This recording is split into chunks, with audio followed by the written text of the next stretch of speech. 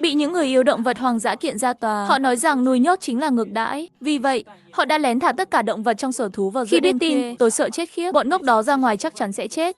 Sau đó, tôi tình cờ xem được một video. Một con báo tiết trưởng thành đang gào khóc trước mặt một chú bê con. Anh biết anh trai giám đốc vườn thú ở đâu không?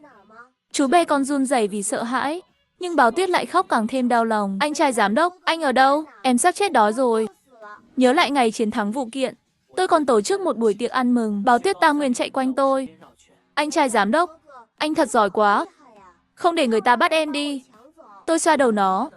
Yên tâm, có anh ở đây, sẽ bảo vệ em.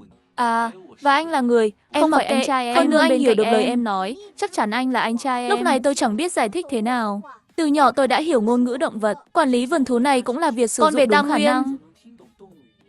Mẹ nó mất sớm, tôi chỉ có thể chăm sóc nó. Đến tối, mẹ nó mất sớm, tôi chỉ có thể chăm sóc nó. Tôi chỉ có thể chăm sóc nó. Đến tối, tôi vẫn kiểm tra toàn bộ vườn thú như thường lệ. Tôi đắp chăn cho gấu đen sợ lạnh. Dỗ dành báo tuyết hay nũng nịu, an ủi chú thỏ rừng vừa thất tình. Hoàn thành tất cả những việc này, tôi nằm dài trong chiếc giường ấm áp của mình. Nhưng sáng hôm sau, tôi nhìn những chiếc chuồng trống mà ngơ ngác. Gấu đen to lớn của tôi biến mất rồi. Tiểu Vương xem camera cũng khóc. Trời ơi, tôi chỉ ngủ một chút thôi. Ai ngờ có người lẻn vào mở hết tất cả các chuồng. Lúc này, khắp vườn thú đều là động vật đi lang thang. Tôi vừa bước ra cửa, một con rùa Underberger đang có một chú gấu trúc đỏ đi ngang qua tôi. Rùa Underberger cầu cứu tôi. Lạc lạc, đứa nhóc này quá nghịch, làm tai tôi đau quá. Tôi vội vàng bế gấu trúc xuống. Xin lỗi nhé, cụ rùa, tôi đưa cụ về ngay. Không cần đâu, lâu lắm rồi mới ra ngoài đi dạo. Tôi đi xem thử con cá sấu từng cắn tôi đã chết chưa. Nghe xong, tôi chỉ biết bất lực. Tôi thật sự rất vô vọng, đã gần 20 năm rồi. Cụ vẫn chưa quên sao? Sau khi rùa Underberger rời đi, một con khỉ từ trên đầu tôi nhảy qua. Giám đốc chào buổi sáng. Ngày mới, niềm vui mới. Nói xong, nó ném 2 cục phân lên đầu một con sư tử đực. Mèo ngu, đuổi tao đi. Con sư tử đực ngẩn người một lúc, rồi lập tức bắt đầu lao điên cuồng. Khỉ chết tiệt, tao sẽ ăn thịt mày. Nhưng rùa Underberger không kịp tránh, bị đụng lật ngửa 4 chân lên trời. Ôi lưng già của ta. Nhưng đứa trẻ bây giờ càng ngày càng không nghiêm túc.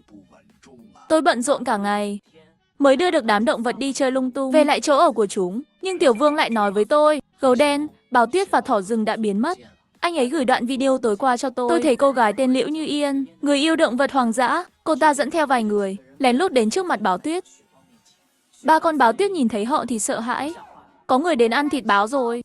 Anh trai, cứu em với. Đừng sợ, ngay lập tức các em sẽ được tự do. Cô ta bắn mũi tiêm gây mê vào 3 con. 3 con kêu thảm thiết. Anh trai, tối nay em sẽ đi xa rồi.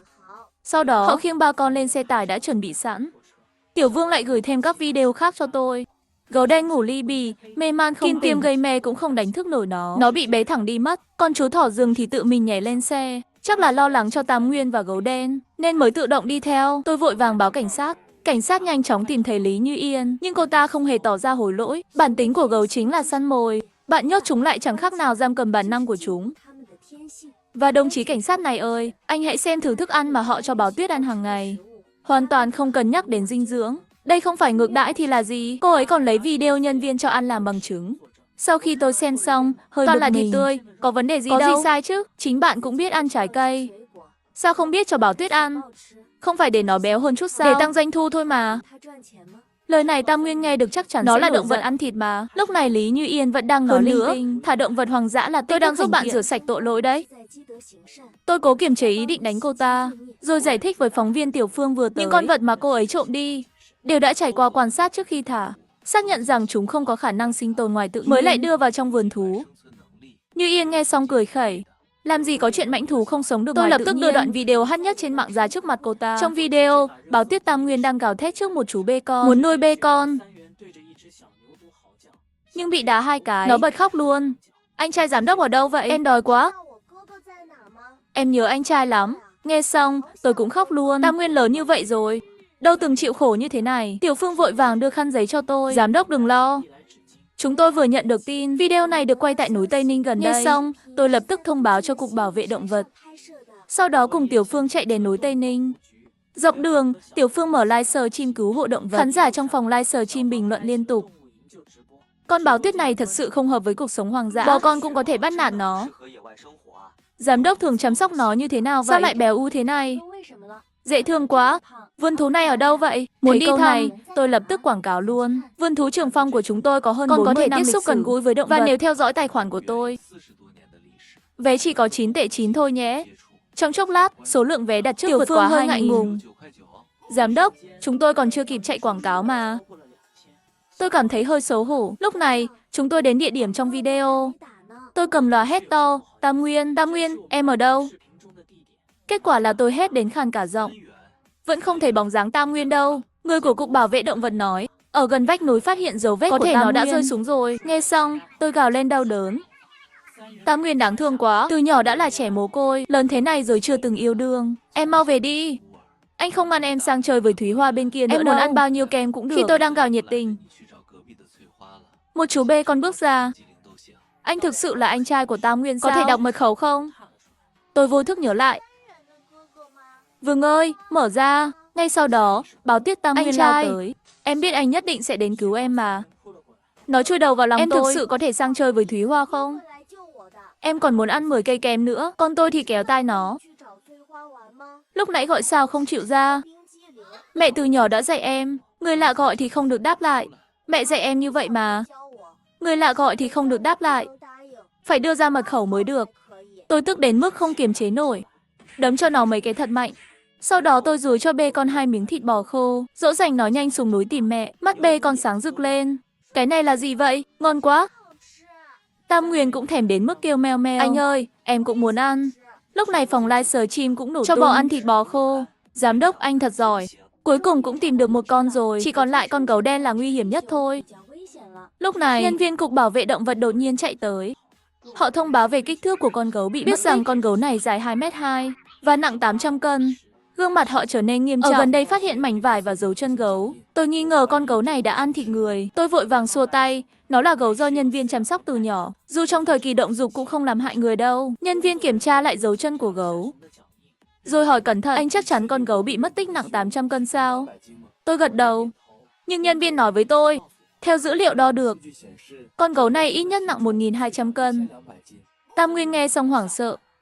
Em đã bảo rồi mà, gấu mềm sẽ ăn thịt người. Nó bình thường hung dữ như thế, không lẽ nó cũng sẽ ăn luôn cả anh? Tôi lập tức tặng Tam Nguyên một cú đập lớn. Nó hung dữ với cậu là vì cậu đi vệ sinh quá hôi.